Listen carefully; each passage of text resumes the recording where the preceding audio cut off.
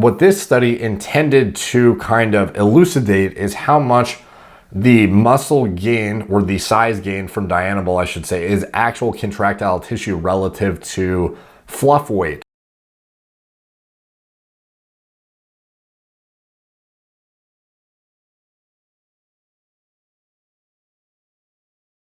What's up, guys? Derek, moreplates.com. Today we're going to be talking about the amount of muscle growth that 100 milligrams of Dianabol showed to produce in a clinical model. So this is the effects of Dianabol on performance and body composition of men undergoing athletic training. So this is a study from the 80s, so keep that in mind here. But a lot of these studies we refer to for this stuff is stuff we have to take from the 70s, the 80s, even the 60s in some cases, just because this shit is not really evaluated in current day very much. This was something that was really, owned in on in the pre-steroid clamp down. And we get a lot of good data from, back in the day when we delve into this stuff back in the 80s and the 70s and whatnot. And it gives us a better reference point for extrapolating for current research, I suppose, because some of this stuff you're just not going to find in more recent publications. So you got to dig pretty deep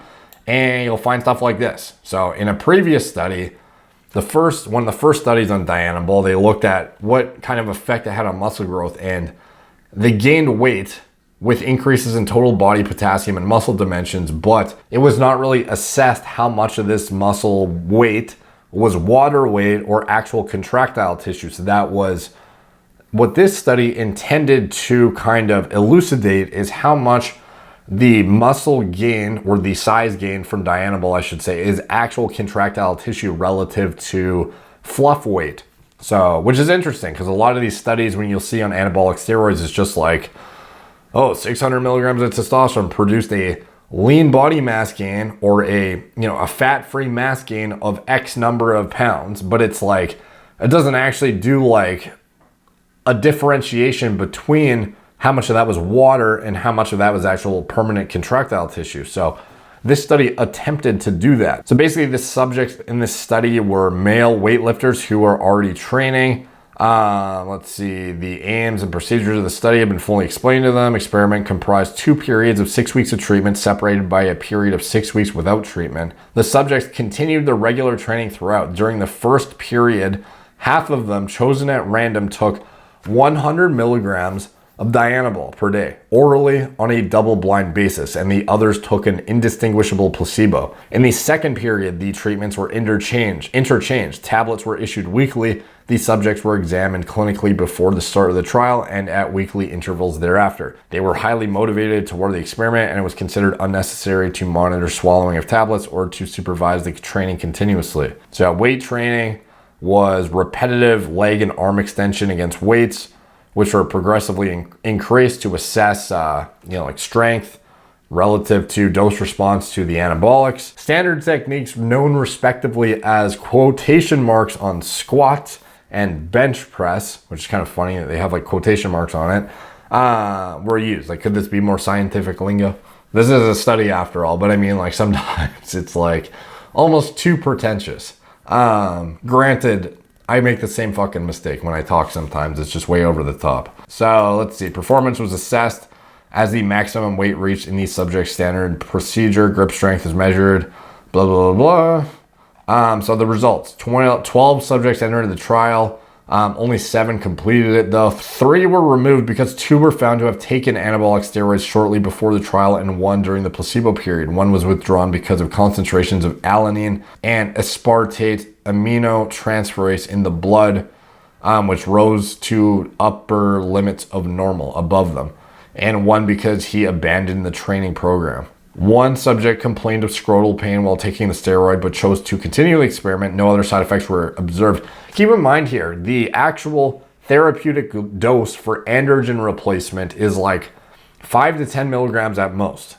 And then even in like golden era cycles, purportedly, guys like Arnold, guys like Rick Drazen, guys like Frank Zane, guys like, whoever else was in that era were using 15 to 20 milligrams a day for actual, building stupid amounts of size on top of like Primo or Nandrolone or whatever else they were using. But anyways, that is notable. They're using a dose 5 times higher than what the golden era guys, or at least the majority of them, purportedly were using. Obviously, their doses could have been higher, but just give them the benefit of the doubt in this situation. So you can see here that the body weight actually fell over the control period, but increased by 2.3 kilograms on the steroid. The increase was accompanied by significant increases in total body potassium, total body nitrogen, fat-free mass measured by body density, limb circumferences, and muscle widths measured by radiography, bone density, body fat, skin fold thickness, and subcutaneous fat thickness measured radiographically did not change significantly.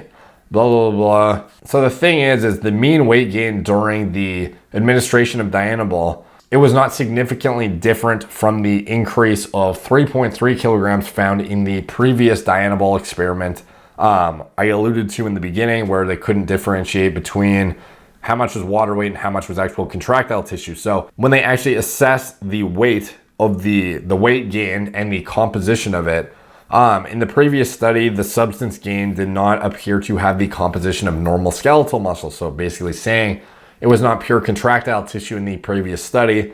And in this one, it appears to not be the case either, which is obviously expected with Dianabol. So we've already reported the relationship between potassium content, that the relationship between it and density of lean body changed. Density of the lean body changed. A recent review of 11 published reports of analyses of biopsy samples showed that the mean concentration of potassium in normal, fresh, fat-free skeletal muscle is approximately 90 millimole per kilogram of muscle. So if the 2.3 kilograms of body weight gain during steroid treatment had been normal muscle, the expected increase in body potassium would have been 207 millimoles, about half of the observed increase of 436 millimoles. So the concentration of potassium in intracellular fluid is higher than in whole muscle, but the finding of increased total body nitrogen does not support attribution of the weight gain to intracellular fluid alone.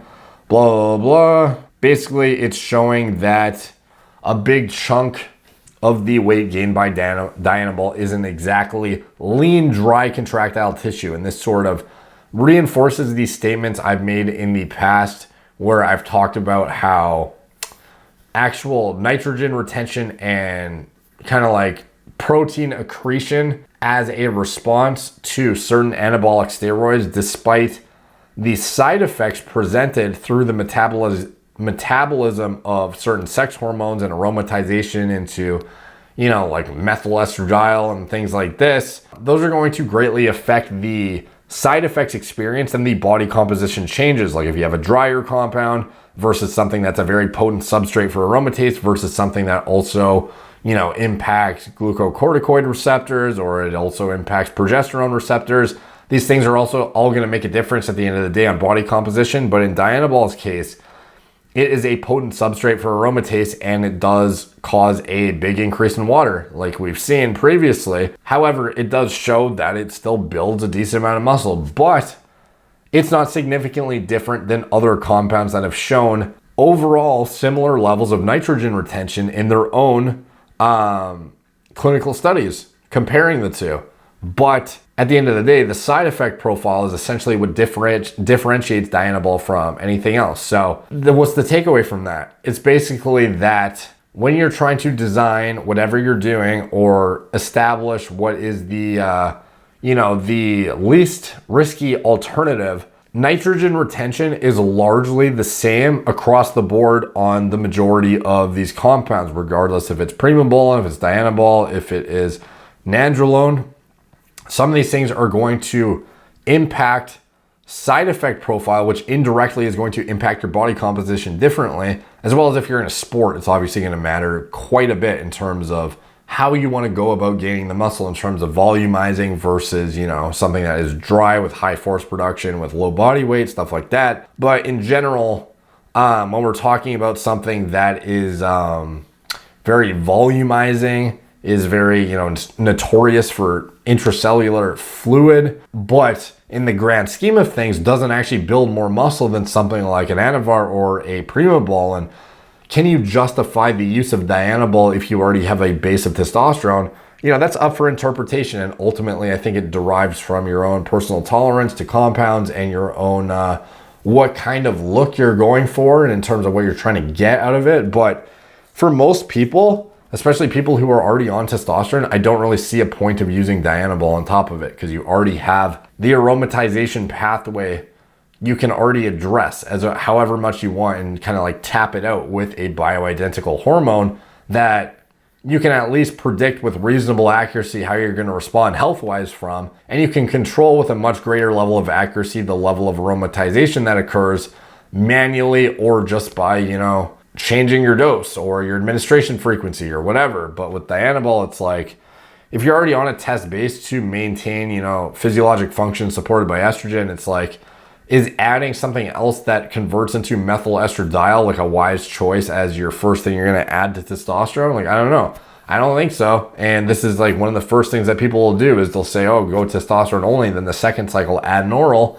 And then it's like, what's one of the go-to orals? Dianabol. Why? Because it builds a significant amount of weight and strength in a short period of time, but it doesn't necessarily actually yield any better level of muscle growth than any other compound. So keep that in mind and take all this with a grain of salt, of course, but at the end of the day, it is interesting data and sort of reinforces the notion of Dianabol, how it affects body composition, how it's not necessarily all clean weight.